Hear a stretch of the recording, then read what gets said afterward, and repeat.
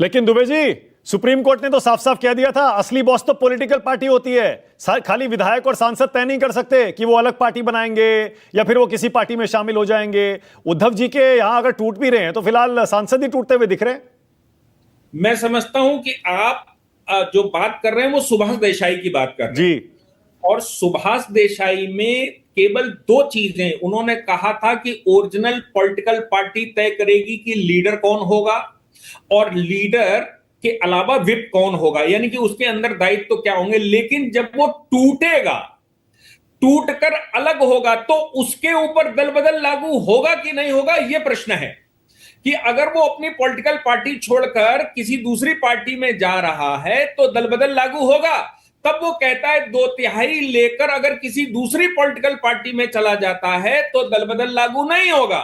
यानी कि अब वो वहां से वहां जा सकता है, ओरिजिनल पार्टी जो मर्जी हो वैसा नहीं करती नहीं नहीं नहीं रहेगी। दुबे जी, संविधान में लिखा हुआ है शेड्यूल 10 पैरा 4, उसमें साफ साफ लिखा है ओरिजिनल पॉलिटिकल पार्टी को ओरिजिनल पॉलिटिकल पार्टी में मर्ज करना पड़ेगा। सांसद और विधायक तय नहीं कर सकते किसी में मर्ज करना है या नहीं करना है।